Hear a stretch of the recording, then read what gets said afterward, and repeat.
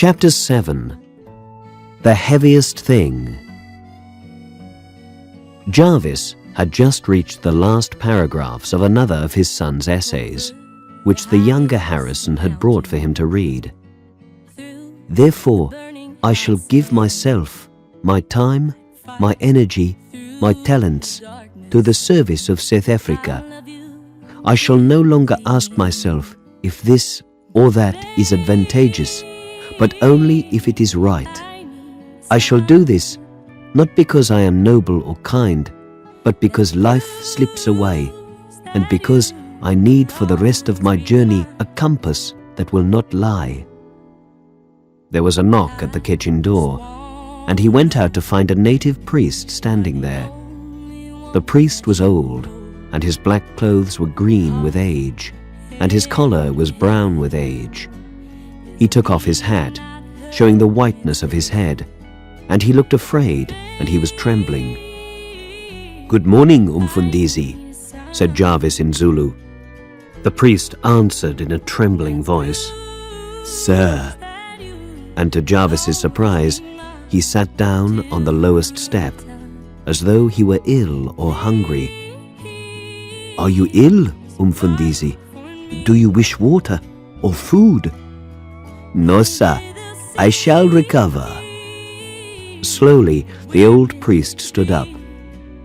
"You are from Ndocheni, sir," he said. "Yes, I come from Ndocheni, but you are in fear of me, and I do not know what it is." "It is true, sir. It is very heavy. It is the heaviest thing of all my years." "Tell me," said Jarvis.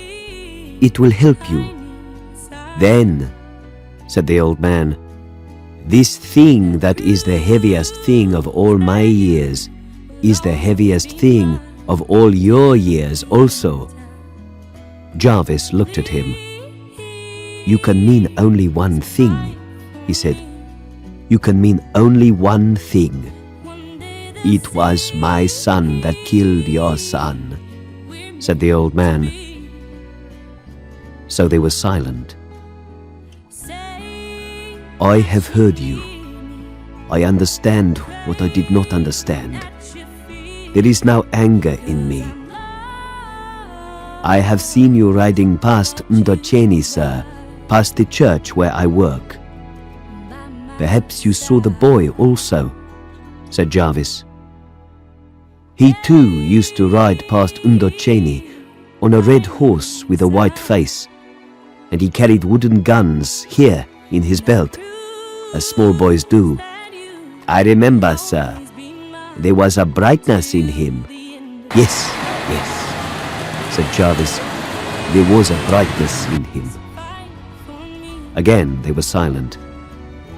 The old man started to walk down the path to the back gate. As he turned to close it, he saw that Jarvis had followed him, and he bowed to him. "Go well, Umfundisi," said Jarvis. "Stay well, sir." As Jarvis returned to the house, his wife came to meet him.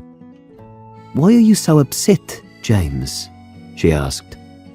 "Something that came out of the past," he said. "You know how it comes suddenly." She was satisfied and said, "I know."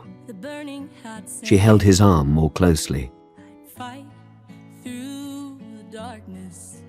The great bull voice is speaking there in the square. There are many policemen there, both black and white, to keep order, because there are those who can be moved by the sound of the voice alone. For the voice has magic in it, and it has threatening in it, and it is as though Africa itself were in it. The sound of a lion thunders in it over the black mountains. "We do not ask for what cannot be given," says John Khumalo. "We ask only for our share of what is produced by our labor. New gold has been found, and South Africa is rich again. This gold will stay in the depths of the earth if we do not dig it out. I do not say it is our gold. I say only that we should get our share in it.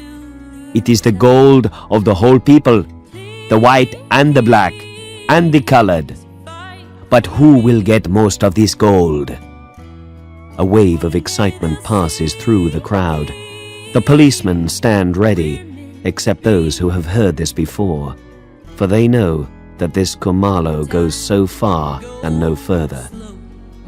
What if this voice should say words that it speaks already in private, should rise and not fall again, should rise and rise and rise, and the people rise with it, should excite them with thoughts of power and possession? It would not be hard to do. It does not need a brain to think such words. But the man is afraid, and the deep voice dies down, and the people come to themselves again. But when the voice speaks again, the crowd becomes excited again, as though a great wind were blowing through it. Here is the moment, John Khumalo, for the great voice to reach even to the gates of heaven. But he knows the great power that he has, the power of which he is afraid, and the voice dies away, as thunder dies away over mountains and slips away quietly on the wind. There are those who know that to go to prison would bring greatness to them. There are those who would go to prison not caring if it brought greatness or not. But John Khumalo is not one of them. There is no greatness in prison. The times are anxious. There can be no doubt about that. The strike has come and gone. It never went beyond the mines. The worst trouble was at a place where the police were called in to drive the black miners into the mine. There was fighting, and 3 of the black miners were killed. But all is quiet, they report. All is quiet.